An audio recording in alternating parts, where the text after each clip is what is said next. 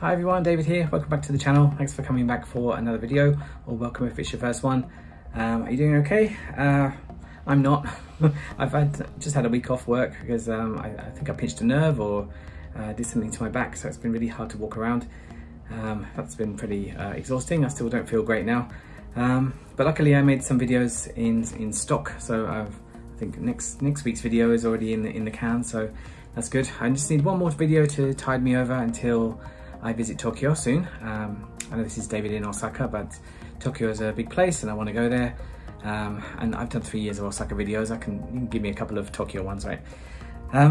So today I'm going to be sitting here talking about summer.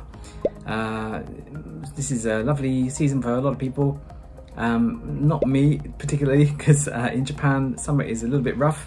So I'm going to talk to you about the pitfalls of summer and coming here in summer, but also some of the good points and things you can see and enjoy. So all that and more today. So I've got the tracking thing on, it's kind of wiggling around, it's a bit putting me off a little bit. So before we start then, please like this video, that helps me a lot and makes me feel loved.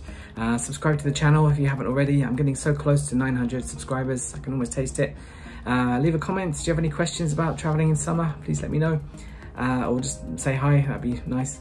And also share this channel, share this video, whatever, to your friends. I'd appreciate that a lot. So summer, when is summer in Japan? Well, we are the Northern Hemisphere, so it is in the, let's say July to, if I'm being honest, I would say October, which is very long for me. Japanese people love to brag about Japan having 4 seasons. Well, UK has that too. I feel like they're 4 kind of distinct seasons. Of course, you've got the beautiful spring and autumn either side of summer. So it does kind of punctuate the difference between summer and winter. But summer is long in Japan, and that's pretty brutal for me. Temperature-wise, I would say a normal day would be at least 30 degrees, probably more like 35, occasionally higher. We have touched 40 degrees this year in certain places, but that's not so usual. You might think, oh, 35 degrees, that's not too bad, that might be quite nice. Well, I've got news for you, it's super humid here as well, and that combination is really rough. I mean, we don't get things like forest fires like they do in America and Europe, but humidity is all over the place. I didn't really understand humidity till I came to Japan, because the UK, we've got a reputation for bad weather and raining all the time, which is not true. It could rain anytime, but I wouldn't say it's like eternal cloudy, rainy island like everyone imagines. But it's not that humid, so in the night time it gets cooler, quite like a lot cooler than the daytime. Even if it's hot for one day, it's going to be cool the next day. It's quite unpredictable, but that's good. I think in Japan it's predictably hot and humid all summer. Now I said summer finishes in October. I don't know if that's official. It's not really official, but the leaves don't start changing till like mid to late November. I'm wearing short sleeves until at least early November, so I would say that's still summer zone for me. Starting time varies a bit, and there is rainy season that comes just before it. So I guess Japan has 5 seasons. That starts anywhere from like mid-June to early July, and that runs for, I don't know, about 3 weeks maybe. I started quite late this year, and they do have an official start and end, which they decide, you know, retrospectively, but it doesn't mean it's going to be rainy all the time. It will rain heavily at some point. This season there was kind of a bit of a big gap between rainstorms, so I don't know, climate change, all that stuff. So yeah, please be careful about coming in this season, because it's super hot and humid.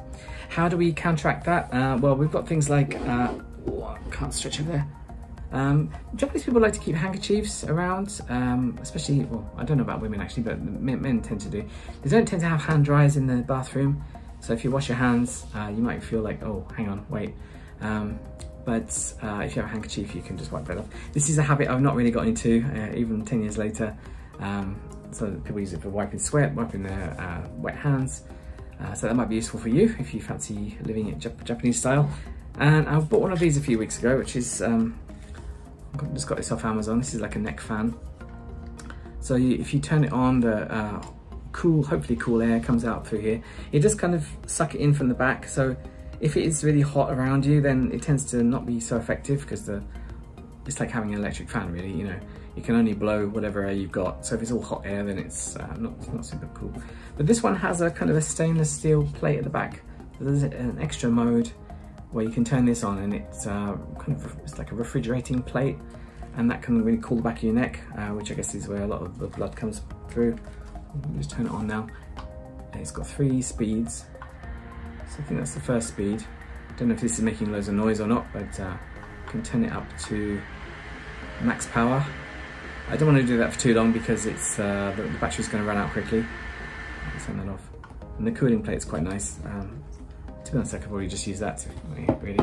The little hand fans are popular too, and I've been kind of convinced they're good now. I haven't got one yet, but my friend lent me one the other day for a especially hot day, and it was, yeah, pretty good. So get one of those. You can get blown wherever you like. So there we go. That's another way to cool down, is with food. Of course, hydrating is important. There's vending machines everywhere, so you can cool down. There's nothing like being really hot and finding a kind of ice cold vending machine drink and just chugging that. It's amazing. But I think this is where my obsession with Fanta grape appeared from, because it was just so refreshing in the summer. Kakigori is another one, which is shaved ice. This is a kind of dessert or kind of sweet snack. It's a bit like, if you're from the UK and you remember slush puppies, it's a bit like that. It's sort of like a Slurpee or something like that in America. Is that a real thing, or was that from Simpsons? I don't know. But there's sort of frozen drinks. But basically it's a bowl of shaved ice with some syrup poured on top. Not usually that expensive, maybe around 400 yen. Although recently in the touristy spots I've seen that creep up to like 800 yen, which is daylight robbery, I think. Because it's just ice, it's a bowl of ice with syrup on it. And there are some premium ones too. If you go to a cafe, you might get one for more than 1,000 yen, but that actually has premium ingredients. So it'd be the shaved ice, like especially the way they shave it is supposed to be different as well. It's more fluffy. It has fruit and cream and things like that, so it is slightly more premium. But yeah, I'm a bit of a cheapskate. I don't want to spend too much money on desserts. I think I've had enough desserts in my lifetime. Another thing is watermelon. That's quite popular too. That's a really sort of Japanese traditional food, I suppose. Although I don't know if watermelons are actually native to Japan, probably not, or if they even grow them here. But one thing is suika is the name for watermelon. Suikawari, which is when you go to the beach or somewhere like that, you can put the watermelon down on the floor and then blindfold someone, and then they'll hit it with a stick, a bit like a piñata, and break open the watermelon so people can eat it. I don't know how common this is. I see it on anime, things like that. If you do it on the beach, I feel like there will be a load of sand in the watermelon, but I guess there's ways around that. I think they put it on a towel maybe. I never tried that. But yeah, the beach is not my kind of place to go. I burn really easily, so and I'm kind of shy about showing my body.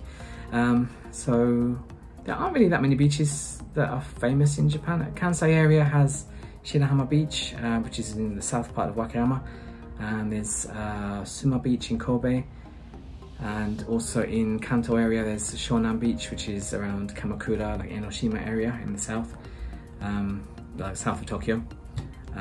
But I think people tend to not want to get tanned, especially ladies, and I don't know what the reputation is about getting tanned, or they think it's unhealthy.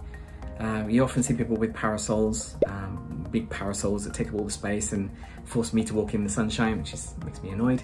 And the little spokes on the parasols will poke your eyes out. So people use that a lot. I think, yeah, having lighter skin seems to be better, more popular in Japan, I guess.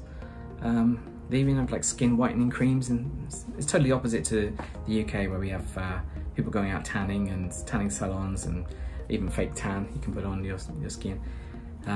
So there we go, that's pretty hot. So as a result, the beach isn't that popular.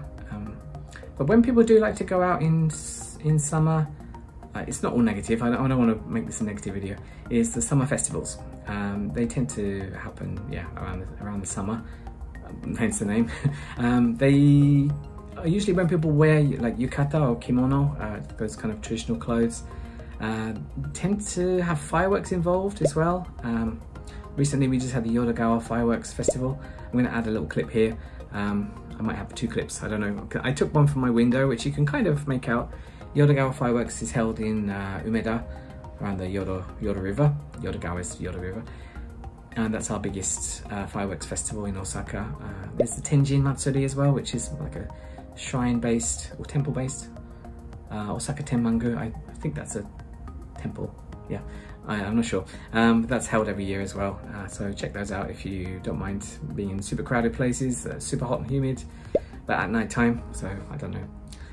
I'd be worried about the mosquitoes as well, because the mosquitoes will get you. If it's super hot, actually, the mosquitoes tend to die down a bit, so that's kind of one benefit.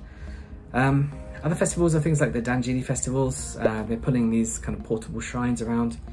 Either they're carrying them, they're called mikoshi in that case, or danjiri if it's like a float with wheels.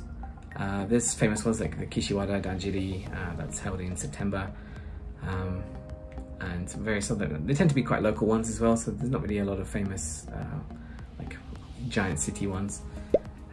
So yeah, festivals are popular too. Fireworks. I think that people have a quite romantic view of fireworks, especially these strange little stick ones, and they have little sparking drops on the end of them. I've never seen those in England. We only have like the stick sparklers. But yeah, check those out if you have a chance in Japan in summer.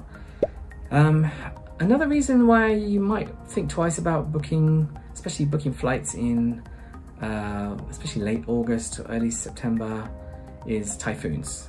There are a lot of typhoons in Japan. I think they tend to have about 20 a year. In the kind of Southeast Asia area. Not all of them come to Japan. They tend to sort of start around the Philippines or around Taiwan, somewhere like that, and sort of scoop ahead. They either go off to like China, the mainland, or they veer off towards Japan. Osaka's fairly safe for those. We did have a nasty one about 6 or 7 years ago, which caused a boat to crash into the bridge to Kansai Airport and stranded a load of people, which was a bit of a disaster. But they tend to, that one came straight from the sea. If they're coming over the land, they tend to sort of veer off at the last minute. I don't know if it's the mountains or the air pressure or what, but other parts of Japan aren't so lucky, especially Kyushu. Kyushu is the southwest island of Japan. They tend to get a lot of flooding, and that seems to be the first stop for typhoons as well, so that's pretty bad news. So be careful booking flights around this time, or at least book some kind of insurance that covers typhoon cancellations, because that could really throw a spanner in the works. Even heavy rains all over Japan tend to stop the trains, so please be careful. Okay, I think that's almost everything I wanted to say. I'm going to ramble on forever otherwise. So personally, I would not recommend coming in summer, especially because spring and autumn are such beautiful seasons. You get the cherry blossoms, you get the autumn leaves. Even winter's not too bad. You've got the illuminations at least, and you can just wear a load of jackets if you want to. So yeah, there we go. Not my recommendation, but you do you. Especially if you're used to humid weather, maybe you'll be fine. And yeah, so take it easy. If you have any questions about summer, or just say hi, let me know in the comments. Please like this video. Please subscribe to the channel. I'm really getting close to 1,000. I really want to do it this year. And finally, what's the last one? Share this channel, share this video. That would help me so much. So hope that was interesting, and I'll see you in a few weeks with some Tokyo content. I think there's another Tennoji video next week, if it's not out already. Then otherwise, see you when I see you. Bye, take care.